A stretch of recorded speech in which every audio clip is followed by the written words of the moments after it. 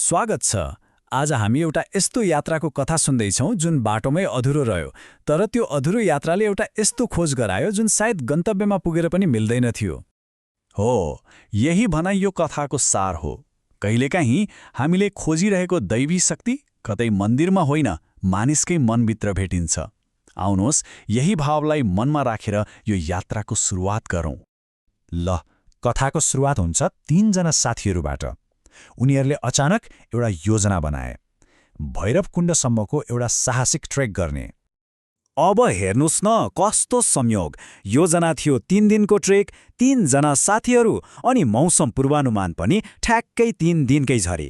तर कहिलेकाहीँ उत्साहले सबै चेतावनीलाई पन्छाउँदो रहेछ। उनीहरूले पनि पूर्वानुमानलाई व्यवस्था गरेर अघि बढ्ने निर्णय गरे। अनि सुरु भयो उनीहरूको स्कुटर यात्रा।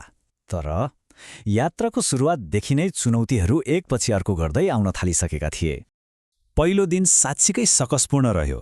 सोच्नुस् त, बिहानैदेखि पानी, बीच बाटोमा स्कुटर बिग्रिएर 2 किलोमिटर घिसार्नुपर्ने, बल्ल तल्ल बनाएर 12 बिसे पुग्दा दिउँसोको 1 बजिसकेको थियो।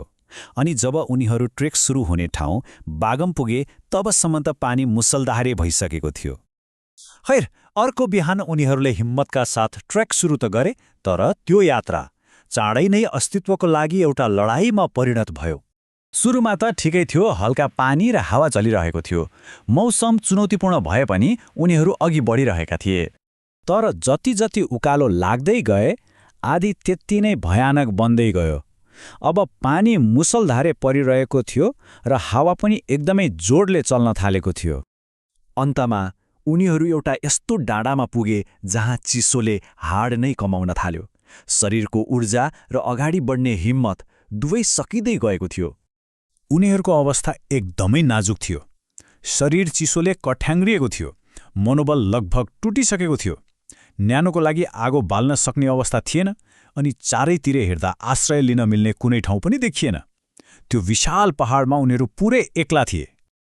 अब प्रश्न यो थियो, जब शरीरको तागत सकिन्छ, चिसोले ज्यान लिन्छु भन्छ, त्यस्तो बेला उनीहरूले के गर्ने, कहाँ जाने?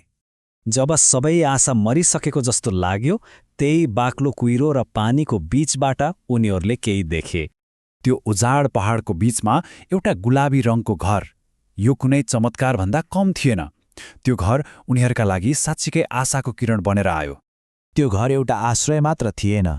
घरभित्र च्याउ खोज्न जाँदा आँधीमा फँसेका एक वृद्ध दम्पति सानो आगोको छेउमा बसिरहेका थिए। हो, उनीहरूले छानो त पाए, तर त्यो भन्दा पनि महत्त्वपूर्ण कुरा, उनीहरूले त्यो घरभित्र जे पाए त्यो थियो निस्वार्थ मानवता। उहाँहरूको मानवता हेर्नुहोस् त।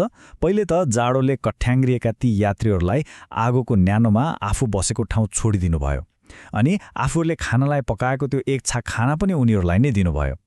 र सबैभन्दा मन छुने कुरा के थियो भने, यात्रीहरूलाई पछि मात्र थाहा भयो कि त्यो खाना त त्यो दम्पतिको लागि अन्तिम गाँस थियो। उनीहरूले आफ्नो लागि केही नसोची सबथोक दिए। जब यात्रीहरूले कृतज्ञता स्वरूप 1000 रुपैयाँ दिन खोजे, उहाँहरूले जम्मा 500 रुपैयाँ मात्र लिनुभयो। यो विनम्रताले के देखायो भने उहाँहरूको दया साँच्चीकै निस्वार्थ थियो, कुनै बदलाको आशा बिनाको। त्यो घटनापछि साथीहरूले भैरवकुण्ड जाने आफ्नो योजना त्यहीँ त्यागे, किनकि उनीहरूले आफ्नो यात्राको वास्तविक गन्तव्य, त्योभन्दा धेरै महत्त्वपूर्ण कुरा पहिले नै भेटिसकेका थिए। अन्तमा कथावाचकको मनमा एउटै निष्कर्ष आयो। उनीहरूलाई बचाउने ती 2 अपरिचित व्यक्तिहरू वास्तवमा मानव रूपका भगवान थिए। यो कथाले एउटा गहिरो प्रश्न छोडेर जान्छ।